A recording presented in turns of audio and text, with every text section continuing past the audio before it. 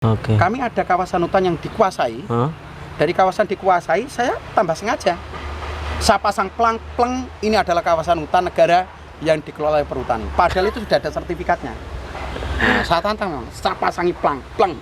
Artinya saya sudah berikan kesempatan, silakan bawa, saya nggak akan ini sebagai bentuk karena apa? Kayu di hutan lindung nggak bisa kita manfaatkan juga.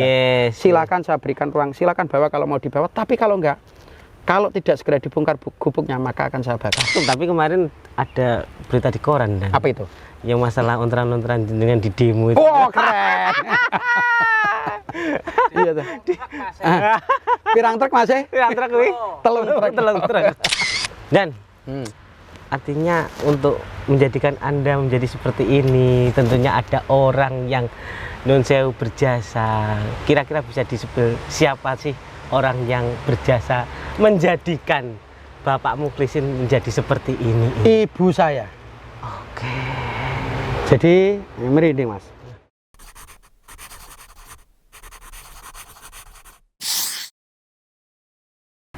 Halo pemirsa Radar Blitar TV, kembali lagi di konten lebih dekat. Lebih dekat siapa? Siapa Mas? Karo penguasa. Akhir-akhir ini lebih dekatnya karo penguasa ya toh. Lah kali ini kita sudah di alas ya toh. Tentunya harus penguasa rimba. Penguasa rimba mana? Blitar Raya. Langsung kita sapa administrator kehutanan administrator perhutani KPH Blitar. Okay. Bapak Mukhlisin. Okay. Aplause dong. Sehat Pak Mukhlis? Alhamdulillah luar biasa sehat Mas. Ini sih Radar Blitar TV pengen soan kesini sudah lama ya toh. Pengen bahas-bahas sapa so nih jenenge penguasa hutan. Penguasa dibalik sosok penguasa hutan Blitar Raya ini ya toh. Nah, kita sudah sowan ke ini di TPK Darungan gitu. Di TPK Darungan. Siap, tempat pelelangan kayu. Tempat penimbunan kayu. Penimbunan kayu. Jadi di sini tempat pengumpulan kayu untuk nanti selanjutnya dipasarkan. Jadi yang resmi. Ya resmi. Kalau ada NR atau non resmi, kalau mengandung paracetamol itu bisa kita gunting itu. Adem panas coy. Paracetamol. Iya. Oke, sadurunge bahas tentang kehutanan, ya seharusnya kita bahas sosoknya ya toh. Sosok dari Bapak Mukhlisin ini ya toh. Siapa sih sosok dari Bapak Mukhlisin? Dulu awalnya itu nun sewu, lahir di mana Pak Mukhlisin kok?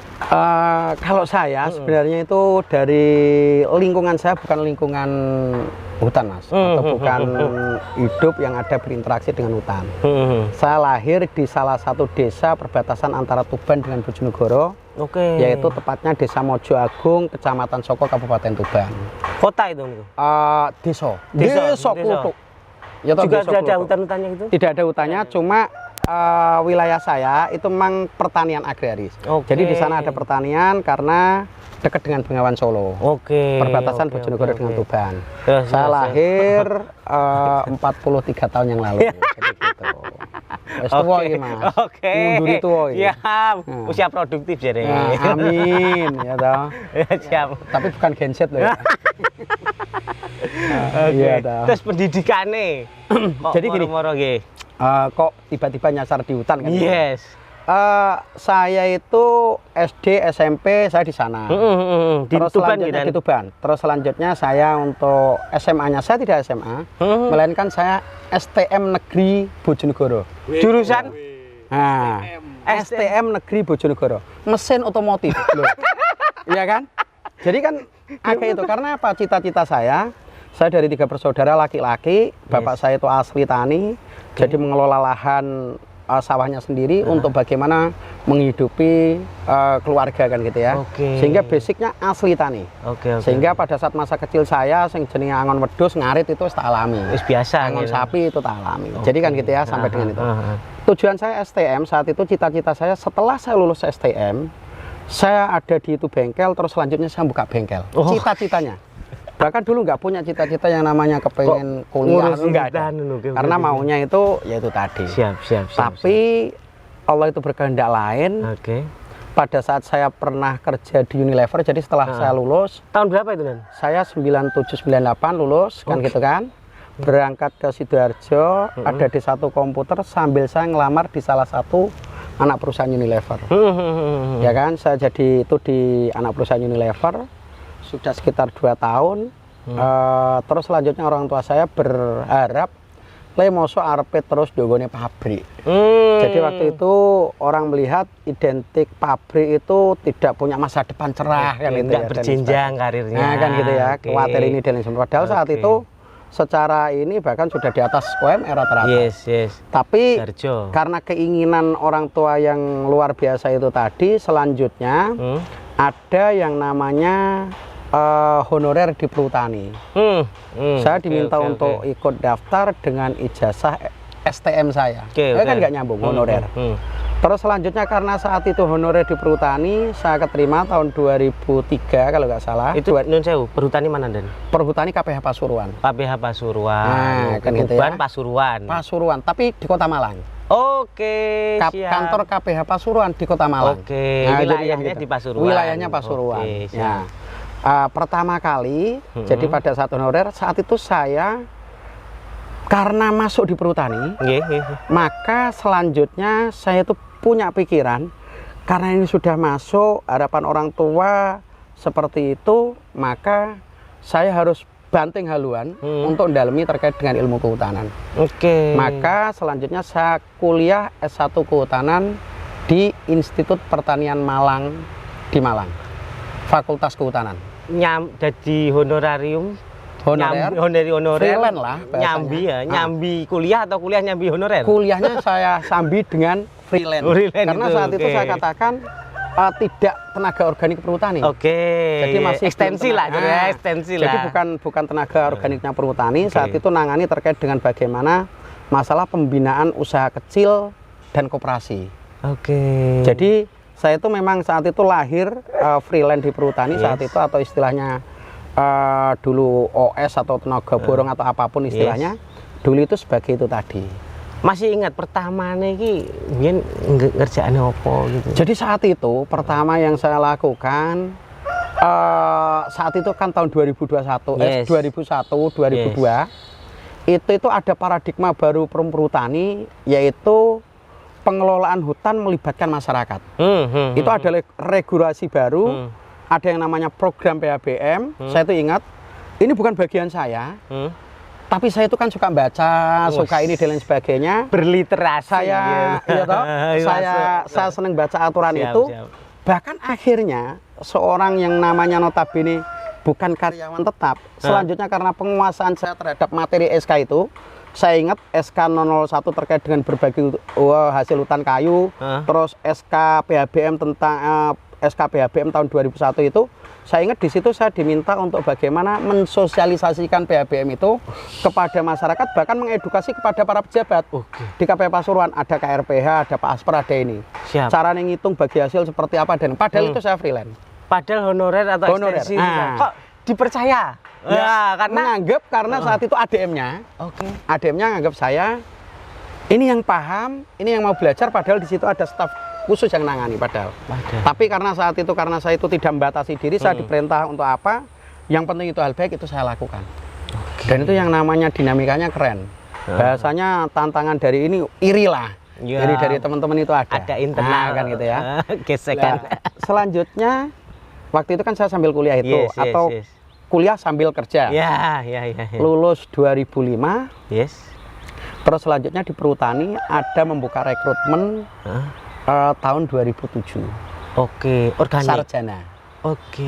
Jadi rekrutmen sarjana tahun 2007, ikut tes tahun 2007, baru dieksekusi 1 tahunnya. Jadi 2008 baru dieksekusi, yaitu tahun 2008. Tapi sembari menunggu eksekusi itu tetap jadi honorer. Tetap jadi itu tadi nilainya itu tadi honorer itu. Ya kan, dieksekusi tahun 2008. Disitulah perubahan karir yang signifikan yang saya alami. Jadi karena kalau istilahnya di perhutani, rekrutmen sarjana itu seperti kalau mungkin di kepolisian itu akpol atau ini dan lain sebagainya kan gitu ya. Jadi siap, ininya siap. sehingga saat itu saya ikut rekrutmen lulus 2008 bulan Juli itu mendapatkan SK pertama kan itu ya. Dan selanjutnya dari hal tersebut saya ditugaskan di KPA Pasuruan karena pertama kali saya masuk di honorernya di Pasuruan itu kurang lebih sekitar 3-4 bulan. Selanjutnya ditarik di kantor divisi di Surabaya. Oke, provinsi ya? Provinsi. Oke. Tarik di kantor provinsi kurang lebih sekitar jadi staf pelaksana kurang lebih 4 bulan. Terus selanjutnya jadi kepala subseksi. Oke. Nah, kepala subseksi itu selevel asper atau selevel camat kalau di daerah gitu ya. Atau kompol lah jadi Itu polisi. AKP. AKP. Siap. Ya kan? Posisi itu ada di sana sebagai KSS BHBM. Jadi pengelolaan hutan bersama masyarakat, ngurusi pemberdayaan masyarakat Jawa Timur. Oke. Tapi itu nggak berlangsung lama, hanya 1 bulan. Karena sebelumnya pernah ikut yang namanya tes sebagai ajudan Kadifre atau ajudan kepala perhutani Jawa Timur. Nah, ternyata setelah saya jadi KSS BHBM 1 bulan, ternyata hasil tes lulus, saya geser menjadi KSS Sekretariat dan Protokoler. Jadi ajudannya pimpinan perhutani Jawa Timur.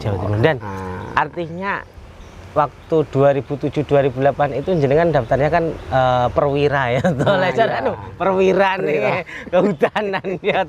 Terus ditambah lagi dapat track record sewaktu jadi ekstensi itu tadi, itu Anda menunjukkan performa. Betul. Jadi ada itu lebih. Saya itu sering bahasanya dulu Pak ADM di saat hari-hari yang namanya hari libur gitu ya, hari Minggu, saya sering panggil, "Dek, posisi di mana?" Di rumah, Pak, izin. Nanti kantor ya, garap ini diskusi ini. Saya berangkat kantor. Secara apa istilahnya? Secara apa kemampuan juga dapat, privilege juga dapat. Jadi karena jadi saat itu saya itu orangnya mudah penasaran. Pada saat ada hal baru dan saya mungkin sisi positifnya mungkin akhirnya mudah belajar ya. Dan saya itu punya keinginan achievement saya itu agak-agak ekstra saya. Artinya nek wong ngomong ngono nek wis kadung kerja lali sembarangnya jadi. Nah, bahkan kan ngono. Termasuk iki lali kopi ini durung teko.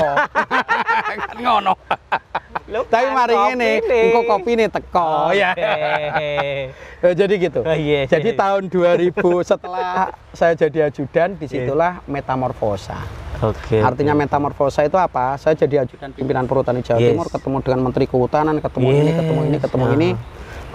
Dan akhirnya harus banyak belajar, tidak hanya masalah bidang keuangan, tidak hanya masalah bidang kehutanan, tapi bagaimana bidang keuangan, bidang pemasaran, bidang ini mengelola stakeholder dan lain sebagainya.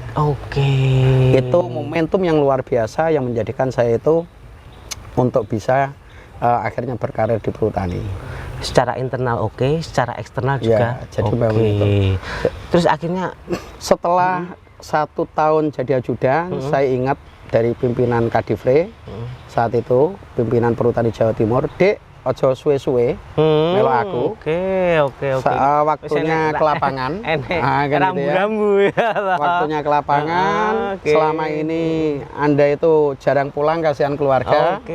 Sehingga saya dapat tugas sebagai asper KPKPH di Singosari di Malang, karena saya home base kan di Malang. Selanjutnya kan saya home base di Malang.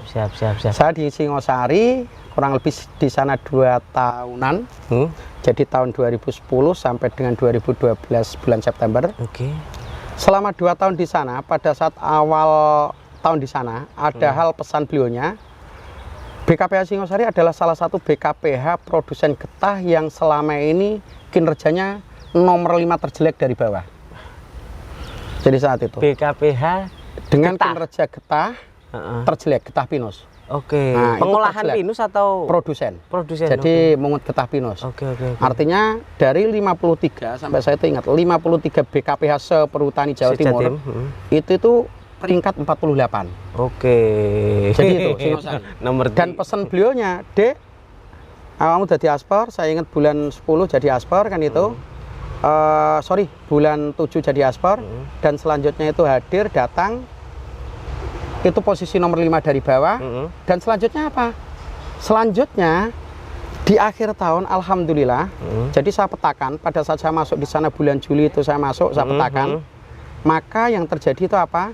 Ada potensi yang namanya potensi pohonnya melimpah, permasalahannya adalah kurang tenaga, kurang atensi, kurang pembinaan, kurang turun ke bawah dan lain sebagainya. Oke. Jadi kurang perhatian lebih. Yes. Dan alhamdulillah dari 5 terbawah menjadi 5 terbaik. Nah, Lompatannya di akhir tahun. kayak Nah, jadi itu saya nggak tahu itu. Kopi ini teko. Wonge teko. Ini pelayan seksi iki ya toh. Ini Yanto. Yanto. Yanto. Wonge teko. Kopi teko. Matur nuwun, kopi ini cocok iki. Masuk. Ini kopi napa ndan iki sik satu lagi melanjutkan ya toh. Ini kopi khas Gunung Gogoniti. Wah, Gogoniti Blitar. Gogoniti masuk Blitar. Masuk. KPM Blitar. Di sana nanti bisa ini didatangkan dari lereng Gogoniti. Nah, apalagi modelnya diprodol. Nah, Iki klasik Ini banget lah. iya Lewes apa cingkire putol iki wis Nah, ini nggak verified main-main. iki. Edisi terbatas. Iya toh. Mantap. Wah. Ini ngopi ini sempurna iki kan ngono ya. Iki mah ngogel itu, makanya langsung di kopi ini. Saliannya kopi dan ini ada apa aja ini? Ini lengkap. Ya Ya toh, di tengah-tengah Disepil itu. dulu. Ini ada yang pertama adalah minyak kayu putih. Minyak kayu putih ini adalah asli. Jadi perhutani itu punya tanaman kayu putih. Produksi asli perhutani. Loh kok bisa? Dan perhutani Blitar itu mulai kita kembangkan dan sebenarnya tahun ini kita itu merencanakan ada masyarakat yang kita dorong, LMDA kita dorong sehingga muncul UMKM untuk membuat penyulingan. Nanti mereka kita berdayakan untuk nyuling daun kayu putih dari kita, mereka kita upah. Hasilnya dari kehutanan berupa kayu putih itu tadi, pengolahnya adalah UMKM. Nanti selanjutnya brandingnya hasilnya kan dibawa kita lagi. Oke. Mereka dibayar sebagai tenaga kerja penyuling. Oke. Rencananya itu. Artinya apa? Tumbuh pemberdayaan masyarakat, UMKM. nilai tambah pendapatan perhutani juga oke kan gitu ya. Dan ini minyak kayu putih ini sudah dipasarkan di semua retail KPH yang ada di Perhutani Raya. Wih. Biasanya kehutanan ini kan isinya mek nyun sewu koyo blandong-blandong apa kayak nah, gitu. ini beda. Kok iso dodolan harus beda. minyak kayu putih? Paradigmanya beda. Nah, ini kayu putih ini adalah asli. Oke. Artinya beda dengan beberapa produk yang sudah banyak di pasar. Turunan pertama ini itu. adalah 100% Ori. minyak kayu putih. Ori. Sehingga tidak disarankan untuk anak bayi. Oke, Nah, di bawah tidak disarankan. di bawah 5 tahun. Ya, jadi bahasanya itu. Dan ini nanti untuk seandainya membutuhkan bisa menghubungi koperasi-koperasi atau kantor KPH atau BKPH terdekat. Wih, ini sudah dijual resmi berupa kemasan-kemasan kecil maupun agak besar. Bagaimana perhutani memberdayakan masyarakat? Betul. Bahkan nanti teman-teman bisa sebagai agen loh ini. Oh, stokis? Bisa. MLM? Bahaya. Jadi ini asli. Asli. Gitu. Dan kalau ini dan harganya jangan sih teman-teman. Harganya lebih terjangkau dari yang ini biasanya. Yang dibanding dengan kualitasnya itu sangat terjangkau sekali. Coba kalau jenengan dengan ukuran yang ya segini kan gitu ya, di produk lain itu juga kan kurang lebih sekitar 25 ribuan toh. Ini 22.500. 25.000 kan waktu kalau yang di ini kan sudah turunan ke berapa itu? Lah, itu hanya 0, sekian persen. Ya, jadi bisa lihat komposisinya. Kalau ini tapi 100. Kalau ini adalah 100% oleum cap putih. Penyulingan asli. 100%. Jika tidak 100% uang kembali. Ya. Nah, jadi gitu. Masuk. Ini minyak kayu putih. Apa jenenge masuk angin langsung glegen. Bahkan ngapunten, ini cerita. Ya. Ngapunten, ini cerita. Tempo hari pada saat pandemi. Yes. Ini jadi produk yang favorit. Oke. Bahkan kalau masnya kondisinya mohon maaf, ini tidak disarankan bagi teman-teman kalau seandainya itu nggak terbiasa. Tapi kalau saya biasa, pada saat kita flu lagi nggak enak dan lain sebagainya, langsung air panas pada saat ada seperti ini diteteskan dengan seperti ini itu nggak apa-apa. Oke, ekstrim coy. Ini adegan ekstrim, jangan ditiru. Adegan ekstrim jangan ditiru. Wah. Nggak usah banyak. Ya toh? Aroma dan itunya beda. Siap, siap. Kalau nggak percaya bisa dicoba. Aroma nih. Wanginya. Dan nanti edisi terbatas tim ngobrol biting.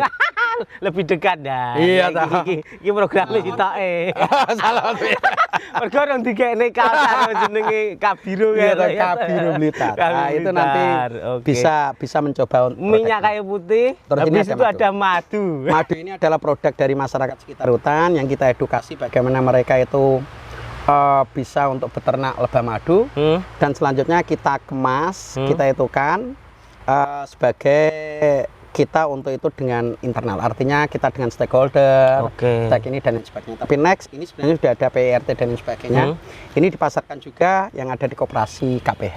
Oke. Jadi gitu. Tapi ini lebih sering kami itu kepada rekan-rekan stakeholder karena ini dan yang pasti kami jamin keasliannya Penggerak dan pengawasnya juga dari KPH Blitar. dari KPH Blitar. Oke. Jadi gitu. Dan hutannya di wilayah Blitar. Ada di wilayah Blitar, di tepi Kelut juga ada, terus ada kebetulan kami juga koneksi dengan yang ada di KPH Kediri. Sinergitas. Nah, jadi gitu. Iki kok sedulurannya oke banget. Nyambung tuh kondisi. Iya toh. Oke. Gitu. Dan Itu produk. kembali lagi ke kembali lagi ke topik ya. Seperti ini adalah Asper Singosari. BKPH Singosari. Betul. Itu pertama Anda cara Jawane memiliki wilayah ya. Itu toh? pemangku Memiliki wilayah. Terus habis itu kan cara istilahnya track record atau capaian kan moncer akhirnya delnya seperti apa Jadi bahkan saat lanjut, Dan. itu yang saya lakukan itu dari produksi getah. Terus ada yang ini lagi tingkat provinsi. Saat itu adalah Asper Teladan tingkat provinsi nomor 1 Enek untuk klasifikasi lomba ini. penghijauan konservasi alam. Oke. Artinya kami melakukan yang namanya ada di wilayah saya itu kan sampai dengan Batu itu. Kanan jalan kalau kita mau ke mana itu Pacet, kanan jalan daerah Junggo, Oke. daerah Brantas, itu kan wilayah Singosari. Banyak di sana hutan itu alih komoditi menjadi sayur. Ya kan, banyak dimanfaatkan untuk sayur. Kalau di Blitar jadi tebu, kalau di sana sayur saat itu kan gitu ya. Oke, karena gue nih. Nah, saat itu yang saya lakukan apa? Saya melakukan edukasi gerakan alih komoditi dari sayur menjadi kopi Arabica. Oke, potensi padahal ya. Ya, kenapa menjadi Cocok. kopi Arabica? Secara konservasi itu akan kena, dan kopi Arabica butuh naungan, sehingga Iya. akan masuk tanaman kehutanan. Oke, dan Secara konservasi itu kena. Oke. Tapi masyarakat tetap bisa menghasilkan nilai Cuan. ekonomi. Ya. Menggantikan yang notabene hasil daripada Sayur itu sayur tadi. Ini strategi kami itu. Dan bahkan saat itu ada Pak Bupati, waktu itu bupatinya adalah Pak Rendra.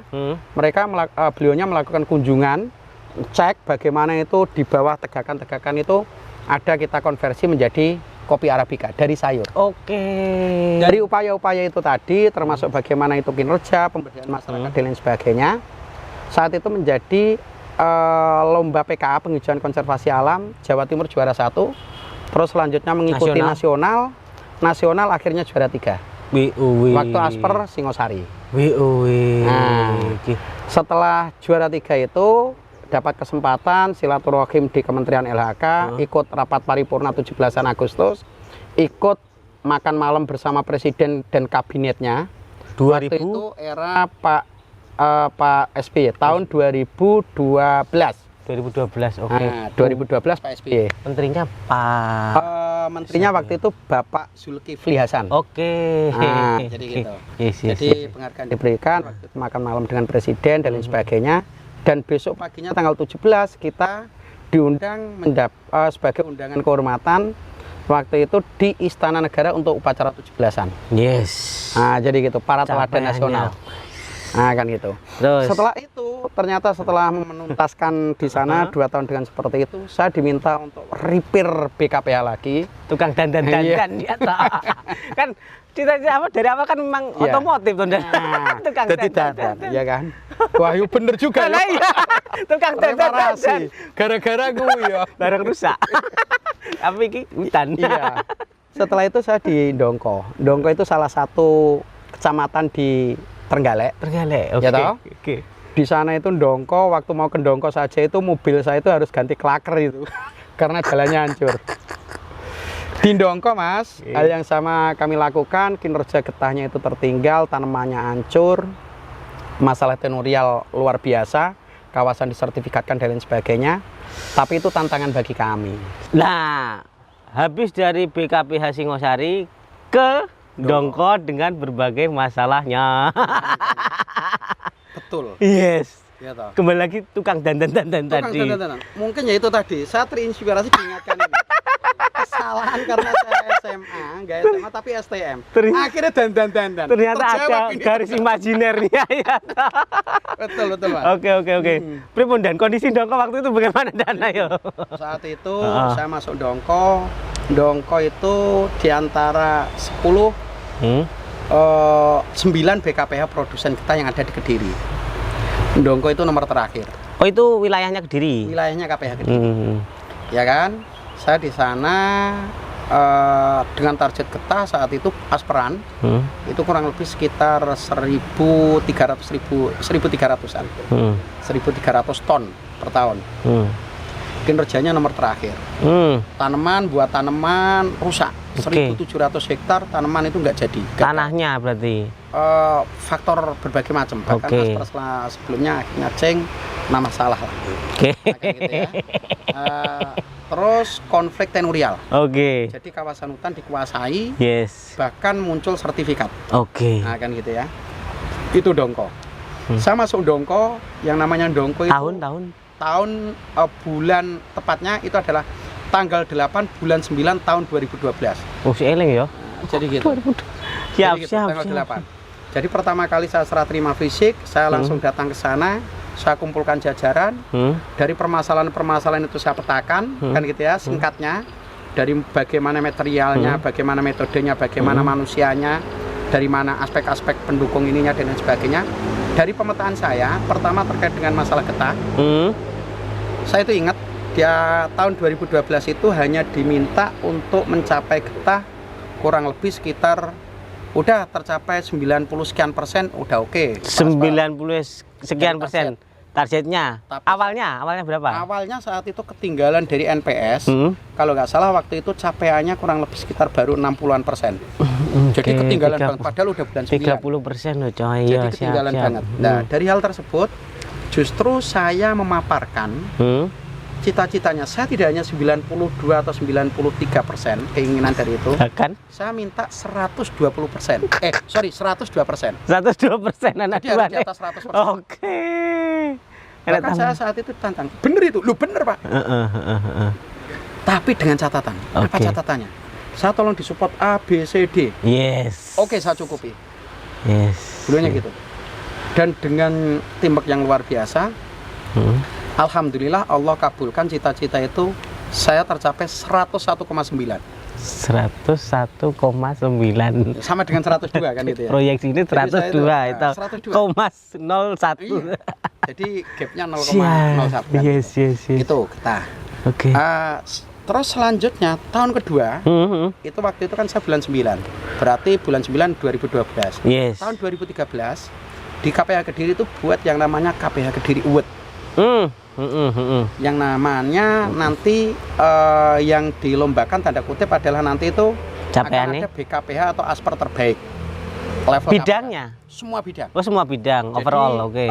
KPH Kediri Award itu mulai dari perencanaan sampai dengan pemanenan. Oke. Perencanaan tanaman, pemeliharaan, keamanan, produksi dan lain sebagainya sampai dengan pemanenan produksinya. Nah, 2013 itu tahun kedua kalau dihitung tahun. Nah. Tapi saya waktu itu berarti baru bulan keempat. Yes. Tahun kedua itu bulan keempat saya di sana. Dan di akhir tahun 2013 ini atas kerja keras luar biasa teman-teman. Oke. BKPH Ndongko atau Asper Ndongko menjadi memperoleh juara 1 KPH Kediri Award. Oke. Saya ingat dapat hadiah kambing 1. Nah, kan gitu ya. Dan selanjutnya diminta untuk mengikuti lomba PKA yang seperti tadi di Singosari, PKA tingkat Jawa Timur. Lagi. Penghijauan konservasi alam tingkat Jawa Timur. Nah, Asper kategori Asper. Jawa Timur juara 1 lagi. Iya kan? Anda juara 1 tapi dengan membawa brandingnya atau brand yang lain, Tempat lain. instansi yang lain. Instansi lain. Juara 1 lagi Jawa Oke, Timur. oke. Dari gubernur ada, dari perhutani ada. Saya itu ingat ada sertifikatnya. Kemudian nanti itu ada. Tapi kalau dari kementeriannya itu ada. Nah, terus selanjutnya apa? Di BKP Handoko. Jadi kalimatnya BKP Handoko kan gitu ya. Tingkat BKPH. Dari situ setelah Jawa Timur juara 1, apa yang menjadi ungkitan di sana? Salah satunya adalah getah, akhirnya kita bisa menjadi juara 1, juara 2. Oke. Terus penataan tenorial. Oke. Kami ada kawasan hutan yang dikuasai. Dari kawasan dikuasai, saya tambah sengaja. Saya pasang plang-pleng, ini adalah kawasan hutan negara yang dikelola oleh perhutani. Padahal itu sudah ada sertifikatnya. Nah, saya tantang, saya pasangi plang-pleng. Oke. Oke, Dan. Masalah produksi sudah selesai, ternyata ada masalah tentang penyertifikatan. Tenorial. Itu piye kuwi? Milik negara ya toh. Sertifikat. Dan itu tidak hanya 1 orang, 2 orang Dan. Tidak hanya, itu masih bahkan bidang. Wis, berapa? Artinya saat itu hamparan itu puluhan bahkan mungkin sampai ratus. Artinya ratus hektar ya. Karena di sana itu ada kurang lebih sekitar 600 sekian sertifikat. Wis. Itu langsung jenengan kasih plang. Jadi di beberapa titik sengaja saya pasang plang. Des. Ini adalah kawasan hutan negara yang dikelola oleh perhutani. Walaupun sudah bersertifikat. Sudah bersertifikat. Karena di peta kami, di data kami, BATB kami itu adalah kawasan hutan negara. Indonesia dan biasanya kan enak dekengan lho kono iki. Los. Los, awak dia dekengane pusat. Ya, pokoknya teko. Jadi kita dekengane pusat. Kenapa saya katakan itu? Saya pasang plang permanen, plug di sana. Mereka mau laporan, justru itu yang saya tunggu. Oke. Selanjutnya apa? Geger. Nanti selanjutnya adalah adu data. Yes. Dan pada saat itu saya minta kepada KPH Kediri, diteruskan ke Divre Jatim, kita minta advis KPK. Karena di sini dikhawatirkan multi pihak yang ada. Mulai dari di situ ada Sudah menjadi instansi-instansi lain. lingkaran setan. Nah, kan gitu ya. Bahkan saat itu saya itu ingat ada dari itu KPK, dari Deputi Pencegahan kan turun. Yes. Saya ingat bahkan kontak personnya situ masih ada. Saya datang ke lokasi, verifikasi dan lain sebagainya. Bahkan dari instansi lain itu diingatkan, ini kok bisa tiba-tiba keluar sertifikat ini dan lain sebagainya. Tapi endingnya terakhir saat itu gambarannya solusinya adalah pelepasan sertifikat itu tadi, dan selanjutnya masyarakat tetap diberikan hak kelola dengan konsep akses, artinya perhutanan sosial atau konsep pemberdayaan. Oke. Masyarakat bisa manfaatkan, tapi ini adalah kawasan hutan, fungsi ekologinya harus kena, tapi ini adalah tetap menjadi hutan negara, bukan hak milik. Oke. Itu kan keren. BOW. Nah, kan itu. Oke, Nah, kembali melanjut. lagi Nah. kembali ke kehutanan itu Iya, tadi, kepemilikannya. Nah, betul. Oke, Nah, dari hal tersebut itu yang tadi saya sampaikan, lomba PKA tingkat Jawa Timur saya juara 1. Selanjutnya kan masuk nasional. Masuk nasional yang kedua, belajar dari itu juara 1 jadinya. Menjadi buah bibir nasional. Nah, jadi juara 1. Keywordnya adalah siapa tuh Mukhlis iki. Ning tiga ning Iya, dah. kakek otran-otran. Iya dah. Udah juara Oke, 1 siap, nasional. Saat itu diberikan 2014. Jadi 17 Agustus kembali lagi dapat undangan kehormatan untuk upacara pitulasan di Istana Negara. BOW. Yang kedua. Yes. Nah. Ya, Pak Jokowi waktu itu ya sudah. Belum, masa transisi. Oh, masih transisi. Siap. Ya kan? siap. Mau habis itu. Ya, Nah, kan benar itu. Mas Mundu. Oke. Mau habis. Lah dari situ saya nggak boleh jadi asper lagi. Iya Tondan. Padahal saya itu maunya masih kepengen jadi asper. Tapi kan yo kudu enek hal yang lebih luas lagi Jadi yang gitu. dikelola, yang didandani. Iya. Jadi setelah itu lepas dari Asper Dongko, Yes. saya promosi dikasih PSDH di Kediri. Oke. Kasih pengelolaan sumber daya hutan. Kalau saat ini itu ada 3 kasih yang megang, PPB, BIN SDH, PE. Dulu itu jadi 1. Kasih PSDH, pengelolaan sumber daya hutan. Oke. Jadi itu. Artinya Di KPH Kediri. walaupun tidak punya wilayah tapi punya wewenang. Kita sebagai motor penggerak di KPH. Oke. Jadi kalau seandainya di Polres itu seperti Kabakren gitu ya. Pengawas Seperti regulasi. Jadi kita itu pegang regulator, kita yang ngawal untuk bagaimana membantu Pak ADM untuk terkait dengan bidang perencanaan, bidang tanaman, bidang produksi. Itu dulu namanya jadi satu kasih BSD ya. Saya sedang menikmati jabatan itu, Menikmati. ya kan? Kalian di kantor terus. Iya, menikmati, berusaha menikmati. Artinya sebenarnya kan saya orang lapangan ya, kan gitu ya. Berusaha menikmati. Berusaha menikmati. Iya, iya. Dan saya menikmati banget, saya totality. Tapi 4 bulan Tuhan berkata lain, saya harus promosi lagi. Oke. Itu yang saya sebenarnya kurang menarik. Seperti saat ini kan itu ya. Saat ini. Jadi 4 bulan, jadi pas lagi seneng-senengnya sayang-sayangnya. 2014 itu ya. 2015. Nggih. 2015, saya bulan Mei atau Juni saya itu, November saya dapat SK untuk promosi jadi wakil ADM Di KSKPH Kepala Sub di Lumajang. KSKPH. Nah, Oke. jadi Kepala Sub KPH di Lumajang, masuknya KPH Probolinggo. Oke. Pasca Salim Kancil meletus, jadi dandan lagi. Pasca Salim Kancil meletus, ada permasalahan. Oknum saat itu diduga khawatir terpapar dari berbagai APH lainnya kan kena minggir semua. Salah satunya adalah kepala KSKPH-nya juga itu. Saya diminta untuk masuk sana bagaimana prakondisi dandan meneh. Iya. Dandan lagi. Iya. Dandan lagi di Lumajang. Yes. Lumajang dengan keluasan kurang lebih sekitar 36.000 hektar.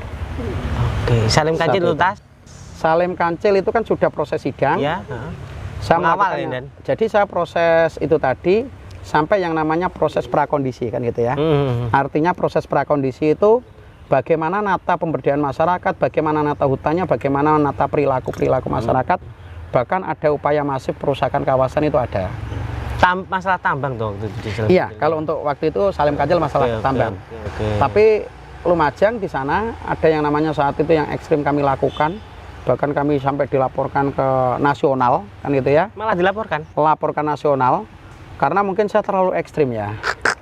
Artinya terlalu ekstrim. Jadi hutan lindung kurang lebih sekitar 4.000-an hektar lebih itu bertahun-tahun udah dibabat. Tidak berani ada yang melakukan penegakan, berganti menjadi pisang. Dan pada saat saya masuk sana bleng, saya menjumpai, saya bawa trail itu yang namanya pohon segede-gede ini dengan tinggi kira-kira itu 15 meter itu butuh dirubuhkan di hutan lindung. Terus tiba-tiba berdiri yang namanya gubuk-gubuk kerja. Kan gitu kan. Dari muncul gubuk-gubuk kerja, saya kumpulkan masyarakat, saya edukasi bahwa ini melanggar ketentuan. Saya berikan kesempatan untuk bongkar gubuknya 1 bulan. Jika tidak dibongkar karena ini melanggar, maka gubuk akan saya bakar. Oke. Karena ini di hutan lindung. Harus ekstrim kayak gitu. Iya, ya itu saya itu kan. Nah, saya gandeng dengan teman-teman pers juga saat itu saya dengan TV One, Kompas dan lain sebagainya. Saya ngajak teman-teman aparat kepolisian, tapi upaya persuasif sudah kami lakukan. Artinya saya sudah berikan kesempatan, silakan bawa, saya nggak akan ini sebagai bentuk karena apa? Kayu di hutan lindung nggak bisa kita manfaatkan juga. Silakan saya berikan ruang, silakan bawa kalau mau dibawa, tapi kalau nggak, kalau tidak segera dibongkar gubuknya maka akan saya bakar. Oke. Artinya yang dipegang itu kan komitmen. Oke, deal. Maka 1 bulan tiba, saya bawa trail, saya bawa ini, enggak ini, saya bakar. Oke. Wih, jangan kayak Bandung Lautan ah. Penguasa rimba. Tapi memang harus pakai. Ya, harus tegas. Yes. Saya bakar bleng, saya dilaporkan. Ya kan? Ke Gakum, ke ini dan lain sebagainya, dianggap tidak ini kepada masyarakat. Semena-mena. Dan pada saat dilakukan verifikasi, saya katakan, langkahnya sudah betul. Oke. Karena lagi-lagi apa? kan acuannya Karena payung hukum. awalnya hutan itu dibabat dihabisin. Yes. Dan konsepnya saya itu akan memberdayakan masyarakat di sana. Tolong hutan lindung jangan ditebang. Kalau ini karena sudah terlanjur, tolong nanam tanaman buah berkayu, apukat, durian ini dan lain sebagainya, hasilnya untuk mereka. Artinya sebelum adanya penindakan itu sudah ada kayak sosialisasi, semacam non sewu program ke depan itu sudah saya sampaikan. Mereka nggak respon, mereka nggak ini, maka saya harus melakukan penegakan. Sudah ada solusinya dulu. Ya, jadi sudah saya siapkan solusinya. Terus solusi ini pun sudah saya paparkan kepada tokoh-tokoh yang ada di sana, kepada ketua DPRD, kepada bupati, kepada Kapolres dan lain sebagainya. Sepakat. Saat itu masih ada Dinas Kehutanan Kabupaten. Oke. Nyambung, mereka nggak ini, udah saya bakar bleng, mereka gaduh, galau, saya tetap jalan.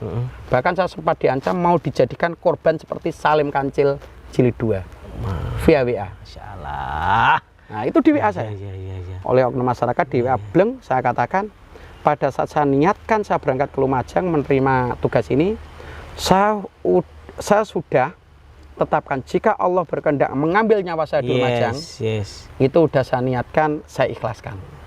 Sehingga apa? Saya akan terus melakukan ini tadi, konsepnya fastabiqul khairat. Oke. Udah selesai. Oke. Dan alhamdulillah masyarakat berangsur dengan sadarnya. Yang tadi itu hutan lindung nanam buah berkayu akhirnya. Terus yang bawah untuk lokasi-lokasi yang apa itu awalnya adalah menjadi pisang itu di salah satu wilayah di sana. Selanjutnya masuk tanaman sengon. Sengonnya berbagi, masyarakat dapat 55%, kita 45%. Oke. Jadi kita jalan. Dan di sana saya cukup lama. Kalau pejabat perhutani di sana paling 7 bulan, 8 bulan udah galau pengen pindah. Saya 2 tahun 9 bulan. Dan dicintai masyarakat. Dan di sana sempat mau nyalek.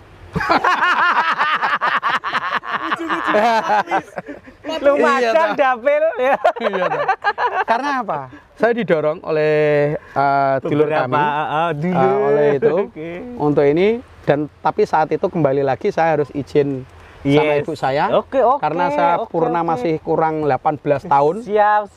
Dan beliaunya sampaikan ojo, maka saya tidak. Tapi sempat goyah dengan tawaran. Karena apa saat itu? Wes gak usah mikir modal dan lain sebagainya, saya backup. Tapi saya katakan saya harus izin ibu saya, dan akhirnya saya tidak jadi nyalek. Oke. Dan pada saat itu yang luar biasa lagi, di waktu saya tugas di KPA Probolinggo di Lumajang itu pertama kali program perhutanan sosial diluncurkan, di-launching oleh Pak Presiden. Itu saya yang mandu Pak Presiden. Oke. Karena Anda yang tahu wilayah. Saya menjelaskan itu, yang mandu. Iya. Dari Kementerian LHK yang ditunjuk saya. Tahun 2000. Mandu. Tahun 2017 akhir. Oke. Dokumentasinya nanti ada. Siap. Ya kan? Setelah di Lumajang, karena waktu itu dianggap sukses banyak hal. Saat itu isu saya mau langsung lompat 4-5 jenjang jadi ADM. Saya katakan saya kepengen berproses normal. Ya kan? Nggak mau masuk MK. Nggak mau, lompat-lompat. Ya toh, sehingga saat itu saya harus ke kantor. Menjadi kepala seksi utama di kantor Divre. Bagian perencanaan dan pengembangan SDM. Itu cooldown dulu berarti. Nah, jadi saya tidak bergesekan lagi di kantor. Kantor promosi kasih SDM strategis, karena bagian ngurusi promosi mutasi, bagian pengadaan SDM. Nah, kan itu. Masalah integritas di situ kan. Ya itu, makanya itu di sana plang kurang lebih 1,5 tahun. Terus selanjutnya ada asesmen untuk ke jenjang selanjutnya. Saya udah lulus asesmen, tapi saat itu ada syarat katanya harus pernah di KPH Jati. Nah, saya ikuti. Maka saya harus menjadi wakil ADM tipe A, KPH tipe A di Ngawi. KPH Jati kurang lebih sekitar 1 tahun. Dari 1 tahun di Ngawi. Mulus di situ, 1 tahun di Ngawi, bagaimana di sana karakteristik Jati itu kan illegal logging. Muswe. Nah, kan gitu ya. Yang harus kami garap itu adalah bagaimana illegal logging. KPH Ngawi itu keluasan wilayahnya sekitar 39 ribuan. Itu posisinya adalah full hutan produksi, jati gede-gede, dan Mandilala di sana kulturnya banyak dulur-dulur esetrate. Ketemu dulur mana ya? Ketemu dulur ya. Sehingga saya di sana membuat yang namanya, saya buat jumling, Jumat keliling dan Jumat legi bersedekah. Jadi setiap Jumat saya perintahkan kepada Pak Asper, saya waktu itu wakil ADM tapi bagian koordinator keamanan. Pak Asper, Pak Mandor, Pak Mantri, setiap Jumat keliling ke masjid Jumatan sambil nitip sedekah, doakan perhutani, doakan itu, sambil nitip pesan untuk kelestarian hutan. Semua jajaran. Secara spiritual Nah, jadi saya buat itu. Terus yang kedua, Jumat Legian. Jumat Legian kami buat yang namanya berbagi.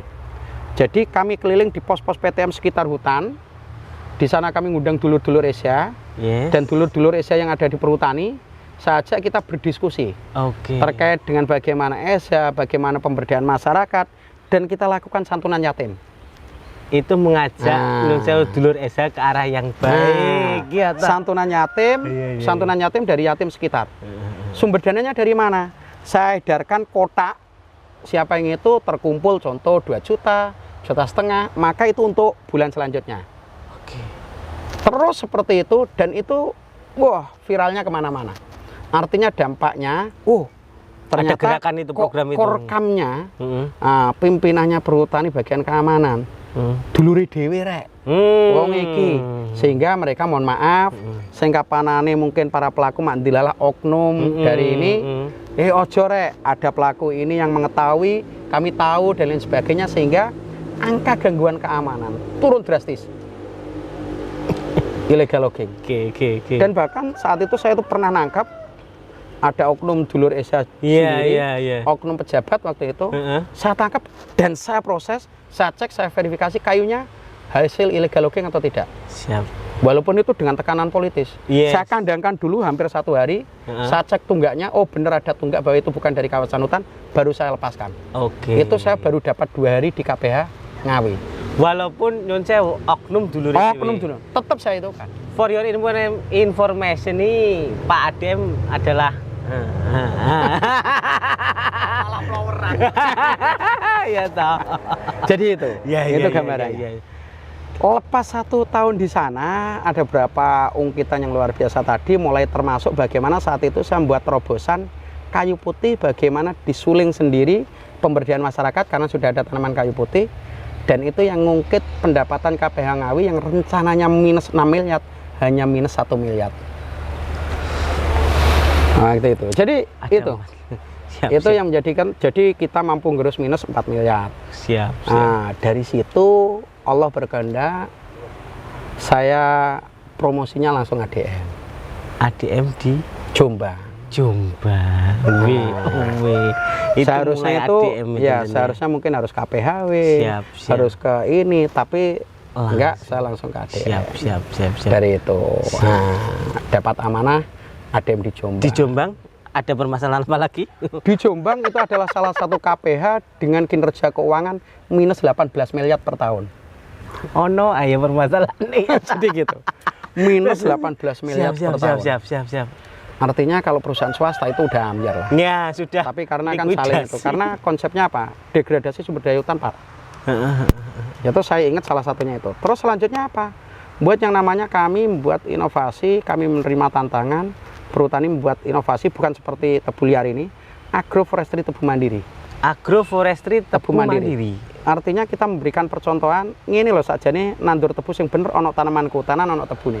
Ada tegakannya? Ada tanaman kehutanan. Orang kalau los tebu, amblas, bablas angin. Iya. Nah kan gitu. Dari situ, dari rencana minus, tahun pertama itu 18 miliar, rencana minusnya. Kami nanam tebu masih belum panen, 2021 kan itu kan. Tapi kami garap minyak kayu putih. Minyak ada kayu komoditi putih, yang lebih kami garap, gede. yang notabene waktu itu awalnya targetnya 6 miliar, kami mencapai 10 miliar. Sehingga dari minus rencana 18, akhirnya minusnya menjadi 10. Jadi kami mampu gerus tahun pertama, itu minusnya tergerus 8 miliar. Dari RKAP rencana 18. Siap. Tahun kedua, tebu sudah mulai menghasilkan. Kayu putih naik 2 kali lipat. Jadi saat itu dari produksinya awalnya atau 6 ton, harganya? Minyaknya. Produksinya ya? Produksi minyak. Dari awalnya, jadi kami menerapkan beberapa metode lah. 6 ton, tahun ke 2021 menjadi 10 ton, tahun 2022 menjadi 23 ton. Dan saat itu yang namanya pasar ini kan luar biasa serapannya. 2022. Covid itu kan? Iya. Makanya tuh serapannya luar biasa. Makanya dari 10 ton menjadi 23 ton. Dan akhirnya tebu sudah panen, RKP kami minus 16, sekian rencananya, dan alhamdulillah kita plus 2 miliar. Surplus 2 miliar. Percepatan itu, effort 500%. Jadi itu. Siap. Itu yang asik Dan pada saat di sana KPH Jombang pernah ditulis oleh teman-teman Radar Jombang juga, kan gitu ya. Kita KPH Jombang itu dapat 8 atau 9 penghargaan. Selama 2 tahun itu. Tahun 2022 itu. Oke. 1 tahun. Ya, zero accident-nya akhirnya keluar. Ya kan? Zero accident. Dari Bu Gubernur. Yes. Ya kan? Terus selanjutnya capaian produksi rendemen DKP paling bagus seperhutani raya, capaian getah terbaik di kelasnya, capaian produksi DKP terbaik, laba rugi juga terbaik. Pokoknya ada beberapa hal yang terbaik. Karena sudah surplus 2M itu tadi. Siap. Habis dari Jombang ya. Selanjutnya masuk Land of King. Masuk Kota Patria. Siap. Kota Patria. Pertama, Blitar. jenengan membayangkan seperti apa dan Blitar saya tuh selalu berpikir positif. Blitar pada saat dengan saya dengar hal yang itu di Blitar, hutan wilayah selatan rusak. Hutan wilayah selatan telah ganti komoditi menjadi tebu liar. Itu yang ada di mindset kami. Dan pada saat itu muncul, maka itu bagi orang kan melihatnya masalah.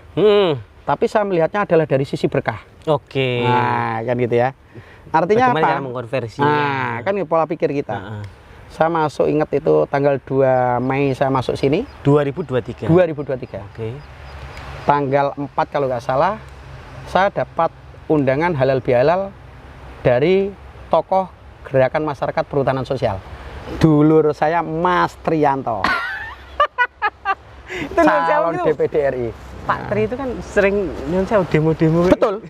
Dulu itu selalu menggerakkan demo ini. Dan itu selalu kontra dengan kehutanan. Dengan perhutani. Saya dapat undangan dengan beliaunya. Bagi saya tidak ada musuh. Yang ada adalah beda pendapat dan bagaimana kita menyamakan frekuensinya. Saya hadir halal bihalal saat itu. Bahkan saya ketemu dengan teman-teman Radar juga. Mas Muhaimin kan gitu ya. Frekuensi kita sama, bagaimana apapun programnya, perhutanan dengan skema perhutanan sosial dengan skema apapun, tapi bagaimana goalnya adalah hutan lestari, masyarakat sejahtera. Jangan sampai hanya hutannya lestari, masyarakat tidak sejahtera. Jangan sampai masyarakatnya sejahtera, hutannya habis. Kan gitu. Jadi frekuensi itu kita sepakat. Kan gitu ya. Sehingga selanjutnya saya safari kepada Forkopimda lengkap, baik kota maupun kabupaten. Baik kota Kabupaten Blitar, Malang, dan juga Tulungagung. Wilayahnya juga Tulungagung. Iya, karena Kalidawir, karena Pucang Laban, karena ini masuk wilayah campur darat. Gitu. Ya, saya koordinasi lengkap. Saya safari ke beberapa titik, salah satunya selanjutnya kami membangun MOU dengan Kejaksaan Negeri Blitar, Tulungagung maupun Malang. Minta support lah. MOU terkait dengan perdata dan tata usaha negara. Siap. Kami minta advis terkait dengan hukum, bagaimana upaya-upaya kami penertiban dan lain sebagainya. Welcome. Alhamdulillah sangat support sekali. SS support sekali.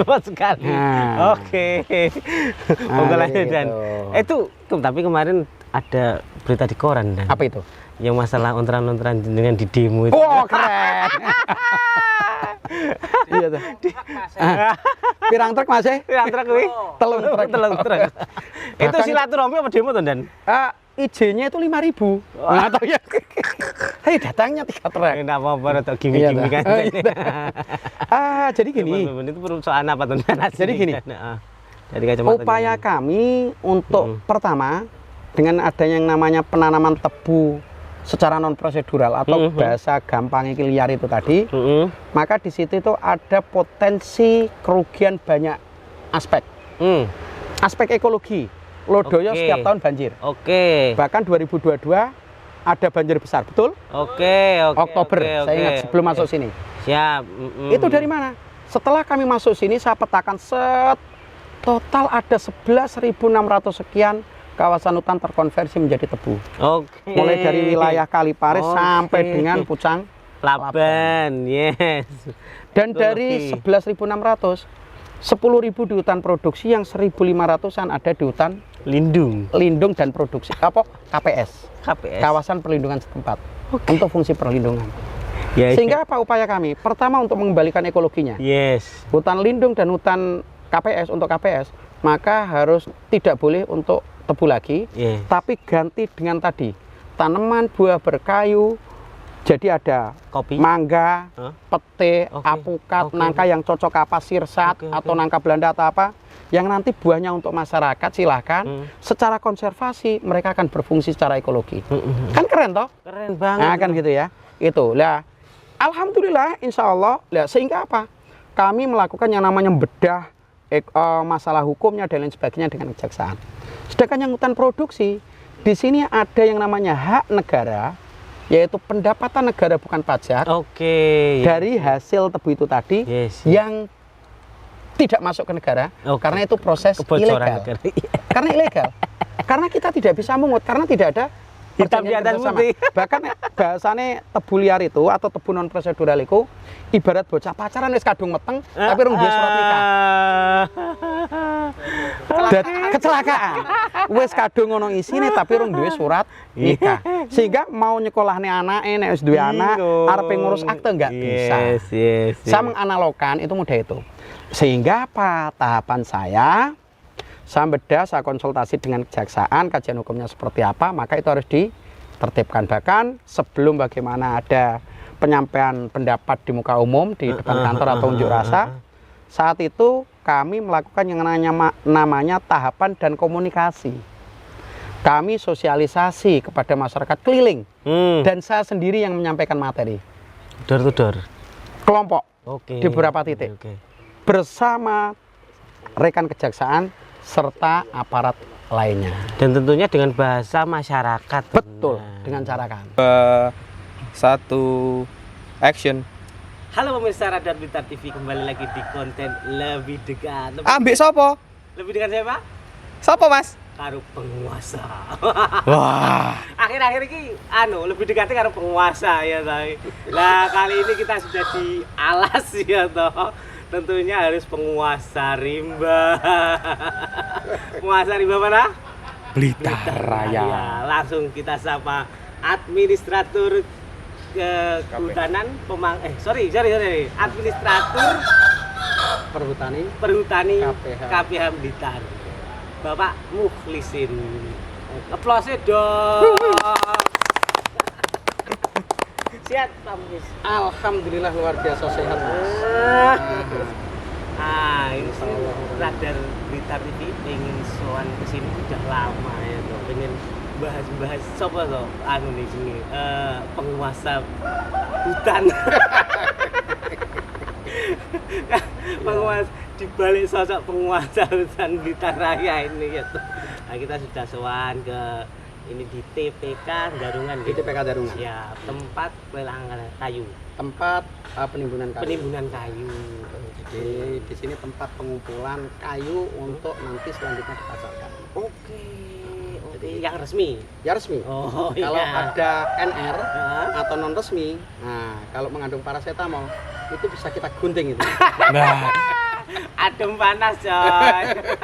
Paracetamol. Iya. Oke, saat dulu bahas tentang kehutanan, ya seharusnya kita bahas sosoknya ya toh.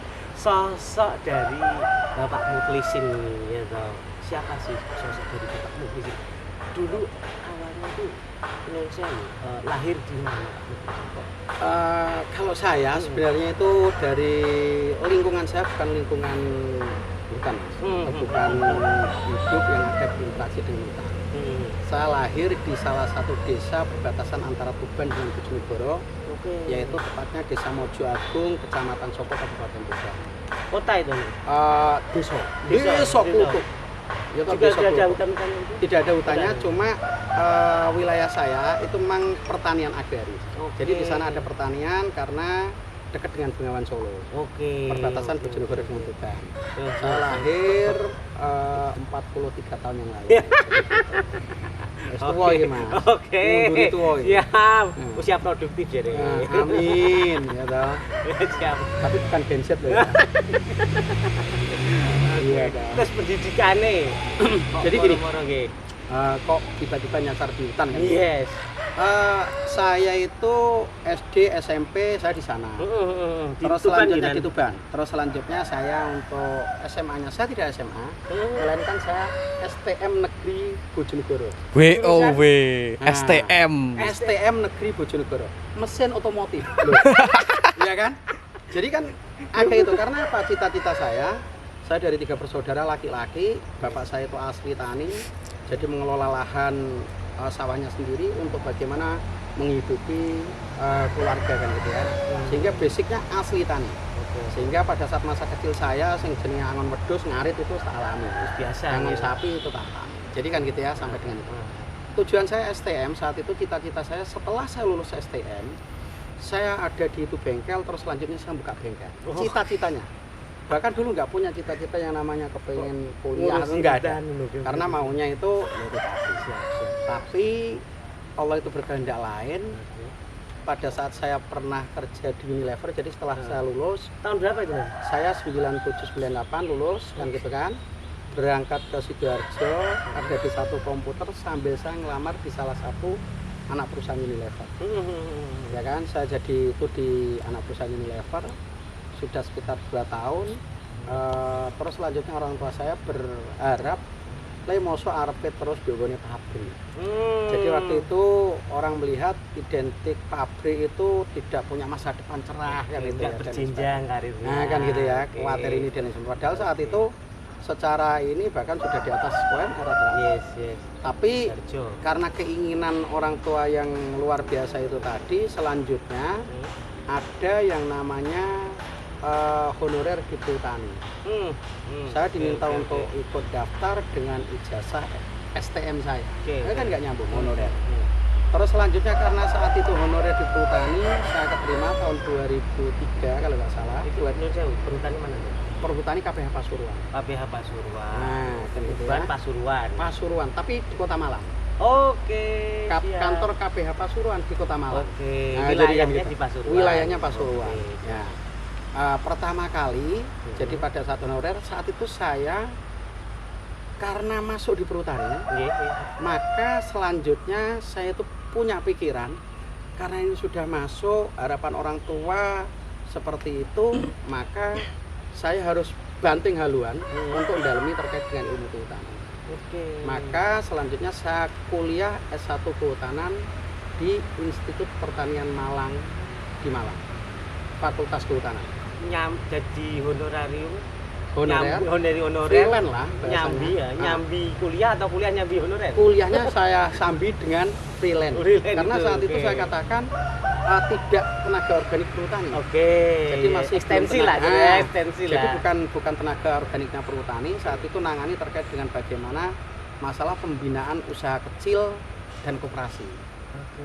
Jadi saya itu memang saat itu lahir freelance di perhutani saat itu atau istilahnya dulu OS atau tenaga borong atau apapun istilahnya.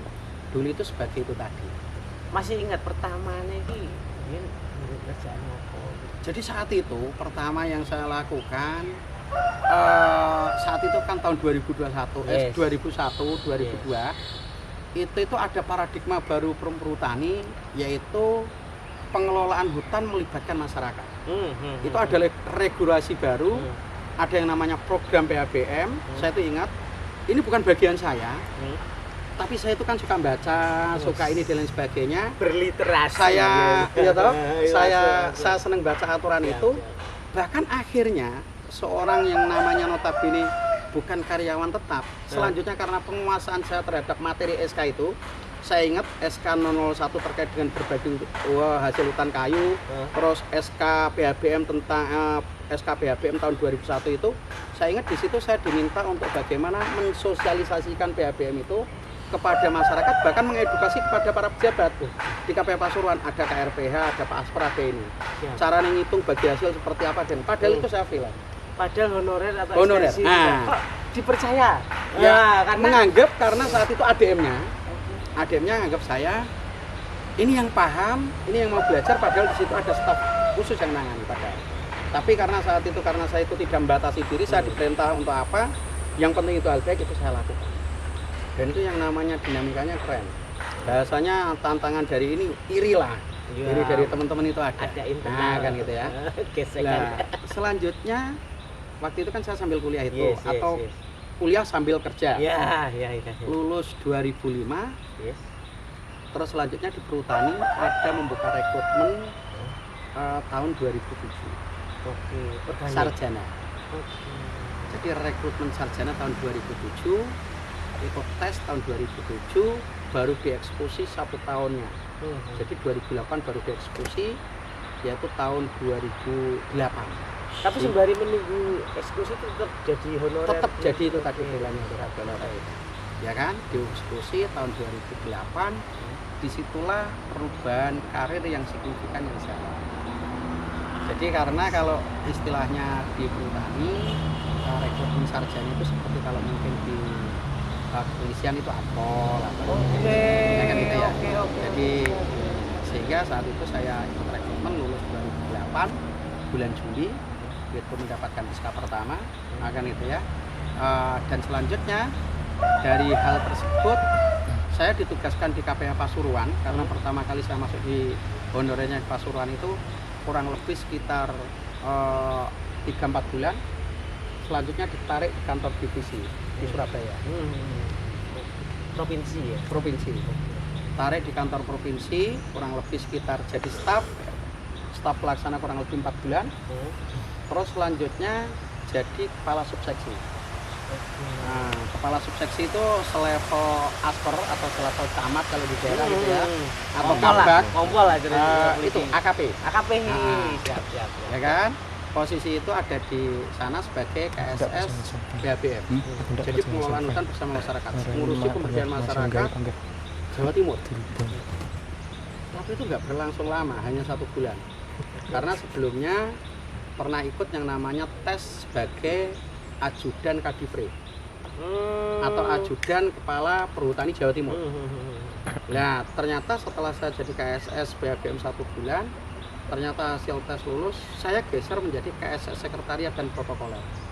Jadi ajudannya pimpinan perhutani Jawa Timur. Dan artinya waktu 2007-2008 itu jadi kan daftarnya kan perwira ya. Iya. Perwira nih, kehutanan ya toh. Terus ditambah lagi dapat track record sewaktu jadi ekstensi itu tadi. Itu Anda menunjukkan performa. Tuh. Jadi ada itu lebih, saya itu sering bahasanya dulu Pak ADM di saat hari-hari yang namanya hari libur gitu ya, hari Minggu, saya sering panggil, Dek, posisi di mana? Di rumah Pak, izin, nanti kantor ya, garap ini, diskusi ini. Secara apa istilahnya? Secara apa namanya? Kemampuan juga dapat privilege juga. Yang utama. Jadi saat itu saya itu orangnya mudah penasaran. Yes. Pada saat ada hal baru dan saya mungkin sisi positifnya mungkin akhirnya mudah belajar ya. Yes. Dan saya itu punya keinginan, achievement saya itu agak-agak serasa. Artinya nek wong ngomong ngono nek wis kadung kerja lali sembarange ya. Nah, bahkan kan termasuk iki lali kopi ini durung teko. Ngono. Kopi tapi mari ngene, kok kopi ini teko ya. Ya jadi gitu. Jadi tahun 2000 setelah saya jadi ajudan, disitulah metamorfosa. Artinya metamorfosa itu apa? Saya jadi ajudan pimpinan perhutani Jawa Timur, ketemu dengan Menteri Kehutanan, ketemu ini, dan akhirnya harus banyak belajar. Tidak hanya masalah bidang keuangan, tidak hanya masalah bidang kehutanan, tapi bagaimana bidang keuangan, bidang pemasaran, bidang ini mengelola stakeholder dan sebagainya. Itu momentum yang luar biasa yang menjadikan saya itu untuk bisa akhirnya berkarir di perhutani. Secara internal, secara eksternal. Manis Ya, banget. Terus akhirnya setelah 1 tahun jadi ajudan, saya ingat dari pimpinan KDP saat itu, pimpinan perhutani Jawa Timur, Dek, ojo suwe-suwe, kalau aku, waktunya ke lapangan, nah, kan gitu ya. Waktunya ke lapangan, selama ini Anda itu jarang pulang, kasihan keluarga, sehingga saya dapat tugas sebagai asper KPKPH di Tuban. Singosari. Singosari. Di Malang. Oke. Karena saya home base kan di Malang. Siap. Selanjutnya kan saya siap, home base di siap, Malang. siap. Saya di Singosari kurang lebih di sana 2 tahunan. Jadi tahun 2010 sampai dengan 2012 bulan September. Selama 2 tahun di sana, pada saat awal tahun di sana, ada hal pesan beliaunya. BKPH Singosari adalah salah satu BKPH produsen getah yang selama ini kinerjanya nomor 5 terjelek dari bawah. Jadi saat itu BKPH dengan getah. kinerja getah terjelek, getah pinus. Oke. Nah, itu Pengolahan terjelek. pinus atau Produsen. produsen? Jadi mengut getah pinus. Oke. Artinya dari 53 sampai saya ingat 53 BKPH seperhutani Jawa Timur itu peringkat 48. Oke. Jadi itu Singosari. Nomor Dan pesan beliaunya, Dek, kamu jadi aspor, saya ingat bulan 10 jadi aspor kan itu. Sorry, bulan 7 jadi aspor dan selanjutnya itu hadir datang itu posisi nomor 5 dari bawah. Dan selanjutnya apa? Selanjutnya di akhir tahun alhamdulillah. Jadi saya petakan pada saat saya masuk ke sana bulan Juli itu saya masuk saya petakan. Maka yang terjadi itu apa?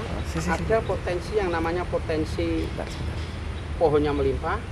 Permasalahannya adalah kurang tenaga, kurang atensi, kurang pembinaan, kurang turun ke bawah dan lain sebagainya. Jadi kurang perhatian lebih. Dan alhamdulillah dari 5 terbawah menjadi 5 terbaik. lompatan Di akhir tahun. kayak Nah, jadi itu saya nggak tahu itu. Kopi ini teko. Nah, Wong ini ini teko. Yanto. Iklan seksi iki ya. Yanto. Ini Yanto. Yanto. Namanya Yanto. Yanto. Wong ini teko. Wong teko. Matur nuwun, kopi ini cocok iki. Masuk.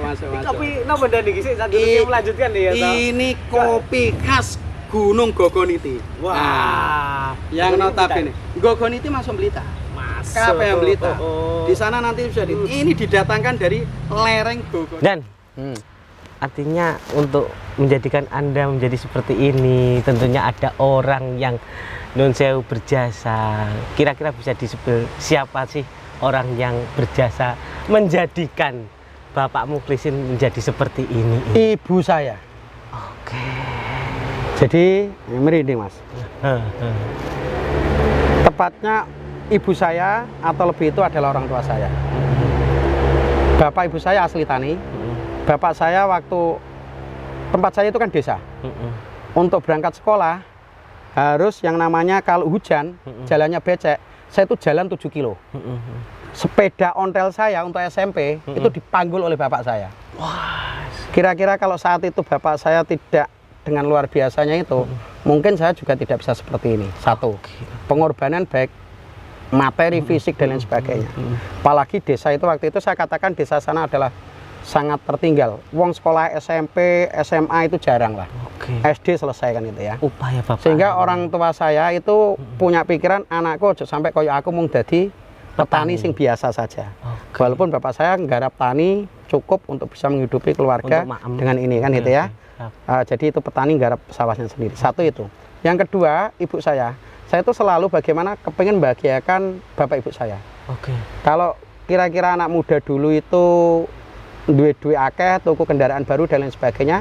Tapi saya saat itu saya tabung saya untuk daftarkan haji untuk bapak ibu saya. Istimewa.